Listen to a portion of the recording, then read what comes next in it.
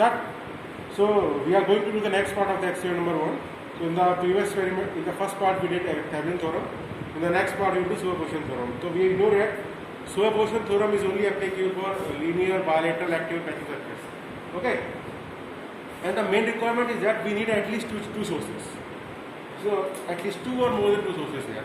So it is not applicable for single type of sources here. Since we are performing all the experiment in DC, so as per our university syllabus, we have to perform this one only on DC circuitry here. So here let's have a look on the circuitry. So here you can see on this type of circuitry we have two voltage source. First one we have the 5 volt, next one we have 12 volt. So here you can see this is the circuitry we have. So what does superposition theorem states that? We know it says that the current in any branch can be found out as an algebraic sum of the current source due to each voltage source or each current source. So here we have what we can see two voltage source. So the net current I1 will be the summation of current due to the current produced by 5 voltage source alone and keeping the 12 volt short circuited. After that, the current produced by the 12 voltage source alone, and this one has to be short circuited.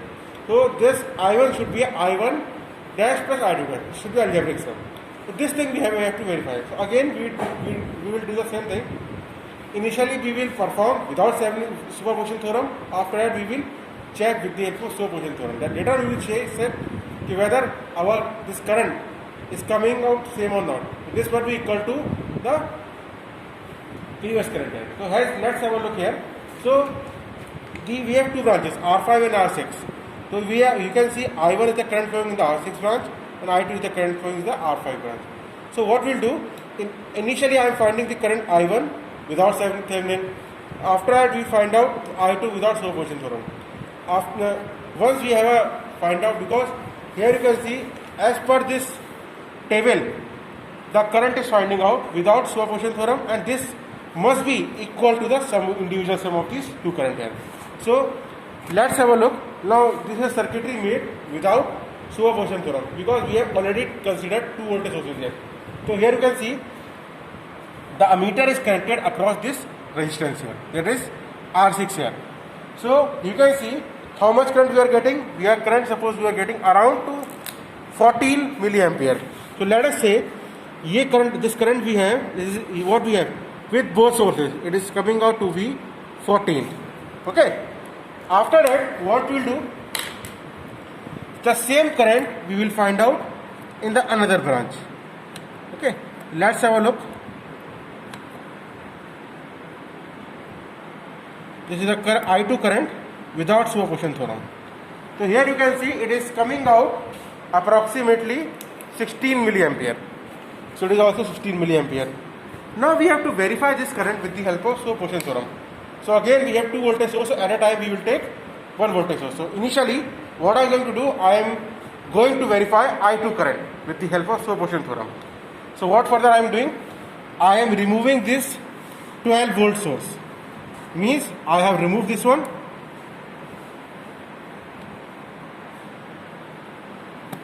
Remove means you have to short it. So what I did, I shorted this one and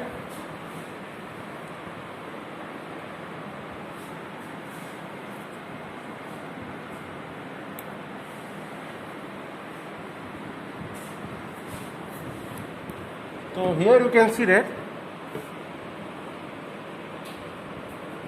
the circuit is yes.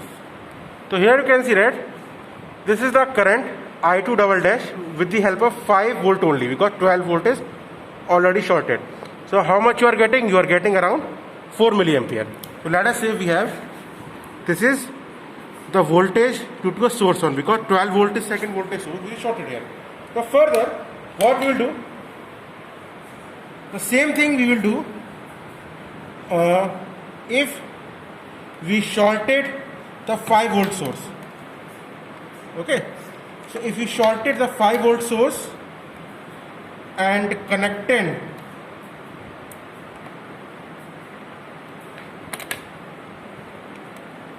this one over here,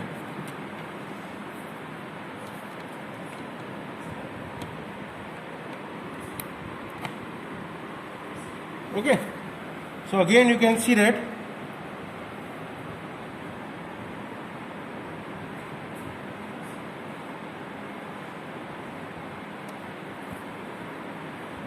here you can see that there is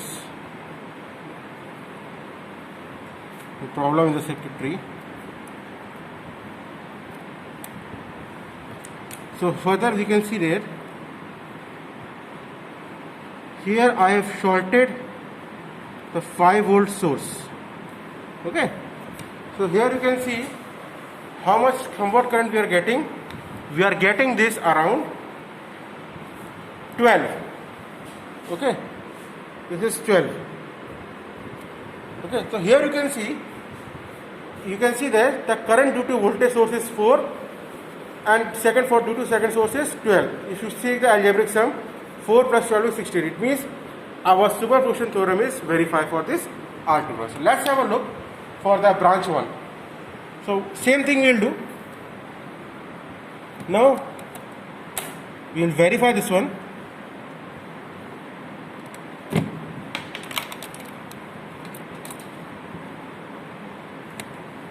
So here you can see I am shorting the R6 resistance because I have to calculate the current across the R5.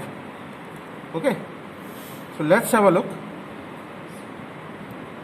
You can see that this is the current you find out due to a second voltage source in the R5. Okay, it is somewhat,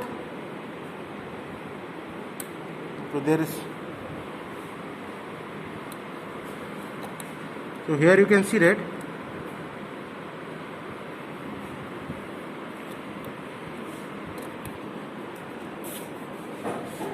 it is somewhat around to 5 milliampere. Okay, so this is a I1 dash due to a 5 volt source. Now same thing we'll do. This was the current due to 12 volt source. Now what I am going to do, I am going to find out the current due to a 5 volt source in the same branch by short circuiting the 12 volt source. Same thing we'll do over here. Okay, so let's have a look. After that, if this is equal, in that we can say our superposition theorem is verified. So what further we can do over here, we are arranging our connections. It is being shorted here.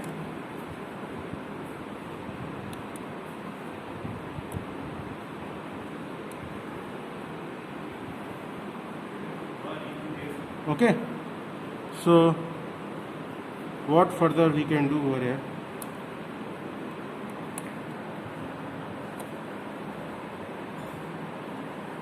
so here you can see the current due to a first voltage source, it is somewhat current to 9 milliampere.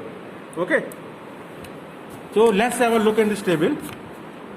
Okay, so if you look at this table, the current due to a voltage source 1 is 9 and due to second voltage is 5, and the sum of both these two is 14, which was already equal to 14. Hence you can say there is no error.